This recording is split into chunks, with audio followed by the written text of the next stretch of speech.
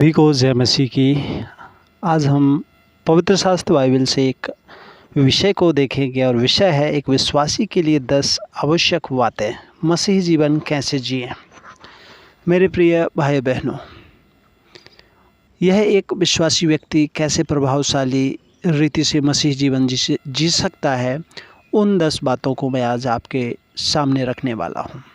तो आइए हम इस अध्ययन में बढ़ें आगे और देखें। सबसे पहले बात जो एक मसीही विश्वासी भाई बहन के जीवन में होना ज़रूरी है, वो है हर बात में धन्यवाद देना, धन्यवाद की प्रार्थना। मसीह जीवन में एक विश्वासी व्यक्ति को सदैव ही धन्यवादी हृदय का होना चाहिए। प्रभु यीशु मसीह हर बात में धन्यवाद देते थे। जब उन्होंने 5000 लोगों को रोटी और मछली खिलाई, तब उन्होंने रोटी को तोड़ने से पहले परमेश्वर का धन्यवाद किया। अपने मित्र लाजर की कब्र में मरे हुए लाजर को जीवित करने से पहले प्रार्थना सुने जाने के लिए परमेश्वर का धन्यवाद किया।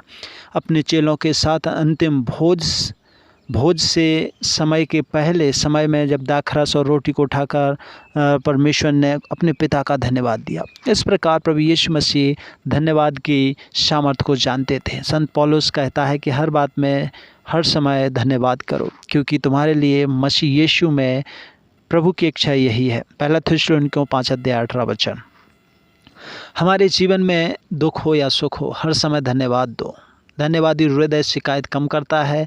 अब आपके लिए एक सवाल है, आप शिकायत करते हो या धन्यवाद? दूसरी बात, हमें सदैव नम्र रहना चाहिए। एक सच्चा मसीह जीवन की पहचान है कि वह नम्र होता है।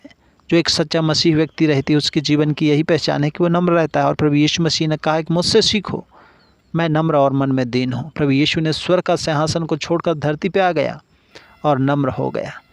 नम्र होने का मतलब ये है कि अपनी सामर्थ अर्थात अपने जो कुछ स्वार्थ भरी इच्छा को छोड़कर परमेश्वर की सिद्ध और भली और भावती इच्छा को अपने जीवन में एक्सेप्ट करना, ग्रहण करना। इसका मतलब है अपने मसीही जीवन में हम धन, पदवी या नाम या शोहरत की ना, बल्कि हमें प्रभु की इच्छा की ओर भागना है और कोशिश करना है कि वह हमें मिले, चाहे दुख ही क्यों ना उठाना पड़े।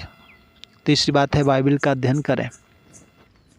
जब तक हम प्रभु की बात करें, उसकी इच्छा, उसकी मर्जी को नहीं जान सकते, तो उसे कैसे पूरा कर सकते हैं? प्रभु यीशु मसीह के बारे में जानने के लिए हमें बाइबल को पढ़ना बहुत ज़रूरी है। बाइबल पढ़ने का नियम यह है कि पढ़ने से पहले प्रार्थना करें कि प्रभु मुझे पढ़ने और समझने में सहायता करें। दिन के नियत समय अर्थात आप एक समय बांध लीजिए। समय में बाइबल को पढ़ने से पहले हमें परमेश्वर का धन्यवाद देना है, उससे प्रार्थना करने की प्रभु तो हमें सिखा, क्योंकि वो हमें सिखाता है, समझाता है और सही और उत्तम मार्ग में ले चलता है। इसलिए बाइबल को पढ़ना बहुत ज़रूरी है। इसलिए जब भी बाइबल को पढ़ें, एक नोटबुक और पेन या पेंसिल भी लेकर पढ़ें।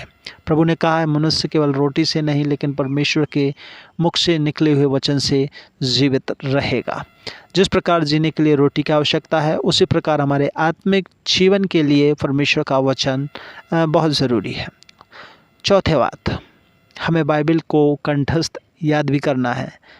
पूरा बाइबल नहीं हो सकता, लेकिन जो वचन हैं, कुछ वचनों को जो हमें हमारे जीवन में, जो हमारे दैनिक क्रियाओं में, दैनिक चीज़ों में उपलब्ध अर्थात हमें प्रेरणा देते हैं, उन वचनों को याद करना है। बाइबल को केवल पढ़ना ही हमें ज़रूरी नहीं, बल्कि बाइबल की गहरी बातों को जानने के लिए हमें उसके महत्वपूर्ण वचनों को कंठस्थ करना भी ज़रूरी है। कंठस्थ किए हुए वचन जो है हमारे कठिन समय में हौसला देते हैं। वचन संहिता 119:11 कहता है, मैंने तेरे वचन को अपने हृदय में रख छोड़ा है ताकि तेरे विरुद्ध पाप ना करूं। दाऊद ने परमेश्वर के वचन को अपने मन में रखा, और वह जब शैतान यीशु मसीह की परीक्षा कर रहा था, तब प्रभु यीशु मसीह ने भी शैतान को उसी वचन के द्वारा परास्त किया। पांचवी बात है, हमें एक दूसरे की सेवा करना है। प्रभु यीशु मसीह परमेश्वर होने के बाद भी मानव रूप लेकर लोगों के पांव धुए और सभी का दास बन गया। एक मसीही जीवन में विश्वासी होने के नाते हमारा कर्तव्य यही है कि परमेश्वर से प्रार्थना करें और मांगें, प्रभु मुझे किस क्षेत्र में सेवा करना चाहिए और किसकी मदद करनी चाहिए। यदि आप इस रीति से दूसरों की सेवा करते हैं और मदद करते हैं, इस रीति से हम परमेश्वर की सेवा करते हैं। वचन कहता है, सुलेमान कहता है, जो दूसरों की खेती को सींचता है उसकी खेती भी सींची जाएगी। छठवीं बात है, हमें प्रार्थना करने वाला बनना है। विश्वास की प्रार्थना इस पृथ्वी की सबसे बड़ी सामर्थ है। प्रभु यीशु मसीह का जीवन एक प्रार्थना का जीवन था। वो सुबह तड़के उठकर प्रार्थना करता था, वो शाम को प्रार्थना करता था, वो अपने 12 प्रेरितों का चुनाव करने से पहले उसने प्रार्थना की। कई बार प्रभु यीशु मसीह पूरी रात प्रार्थना की।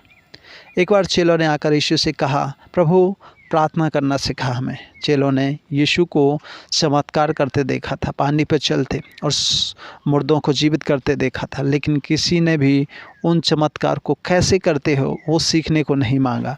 लेकिन वे जानते थे कि यीशु प्रार्थना योद्धा है, इसलिए उन्होंने प्रार्थना करना सीखना चाहा। हमें भी मेरे प्रिय भाई और बहनों ज़रूरत है हर एक मसीही जीवन में प्रार्थना योद्धा होना, हर एक मसीही भाई बहन को। सातवीं बात है, हमें अपने आप का इनकार करना है। इसका तात्पर्य है क्रूस उठाना है। अपने आप का इनकार करने का मतलब है जो बातें आपको अपनी ओर खींचती हैं या संसार की बातों के प्रति मन नहीं लगाना है। हमें रोज़ अपना क्रूस उठाना है। हमारा शरीर जो है पाप और अंधकार की ओर भागना चाहता है, रोज़ घमंड, क्रोध और करना चाहता है और नाना प्रकार के अभिलाषाओं की ओर जाता है। लेकिन हमें रोज़ क्रूस को उठाकर प्रभु की बुलाहट को स्मरण करते हुए हमें यीशु के पीछे चलना है। आठवीं बात है, प्रभु को देने वाला बनना है। दशवांश, हमारा संपूर्ण कर्तव्य प्रभु की ओर से दान है। जो कुछ हमारा है वो प्रभु की ओर से दिया हुआ है। बाइबल कहती है पृथ्वी और जो कुछ उसमें है सब कुछ प्रभु का है। जब हम प्रभु को अपनी कमाई से 10वां हिस्सा प्रभु की सेवा हेतु देते हैं, उसे हम दशवांश कहते हैं।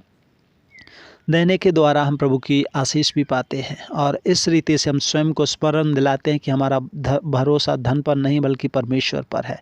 इस तरह से परमेश्वर हमारे लिए स्वर्ग के झरोखे खोलकर अपरंपार आशीषों की वर्षा भी करता है, मलाकी 3:10 के अनुसार। 9वीं बात है, हम दूसरों के मनोबल बढ़ाने वाले बने। हमारा परमेश्वर सबसे बड़ा प्रोत्साहन करने वाला परमेश्वर है। बाइबल में परमेश्वर हर एक को प्रोत्साहित करता है। बाइबल में परमेश्वर ने यहोशू से कहा, कमर बांध, दृढ़ हो जा। रोने वाले भविष्यवक्ता यिर्मयाह से कहा, मत कह कि तू लड़का ही है। परमेश्वर का वचन हमेशा लोगों के जीवन को उत्साह से भरता है। हमारा प्रभु यीशु भी टिमटिमाती बत्ती को नहीं बुझाता। उसी प्रकार एक विश्वासी होने के नाते मसीह जीवन में हमें भी सदैव लोगों को मनोबल को बढ़ाने और उत्साह दिलाने वाला बनना है। 10वीं और अंतिम बात है, हमें अपनी गलतियों को मानने वाला बनना है और लोगों को क्षमा करने वाला भी बनना है। प्रभु यीशु ने कहा, यदि तुम दूसरों की गलतियों को क्षमा करोगे तो तुम्हारा स्वर्गीय पिता तुम्हें भी क्षमा करेगा। यदि हमसे कोई गलती हो जाती है और क्षमा मांग लेते हैं तो हमारा प्रभु परमेश्वर जो धर्मी है वह हमारे पापों को क्षमा करता है। प्रभु यीशु मसीह ने कहा, यदि तुम परमेश्वर के भवन में कुछ भेंट लेकर चढ़ाने आते हो और यदि तुम्हें स्मरण आता है कि तुम्हारे भाई के मन में तुम्हारे विरुद्ध कुछ है, तो भेंट को वहीं रख कर जाओ और जाकर पहले अपने भाई से मेल कर लो, तब आकर भेंट को चढ़ाना। खुदा आप सबको आज के अध्ययन के द्वारा आशीष दे और आज के अध्ययन में जो हम सीखें कि एक विश्वासी के लिए 10 आवश्यक बातें, 10 important things for believers. So God bless you all of you.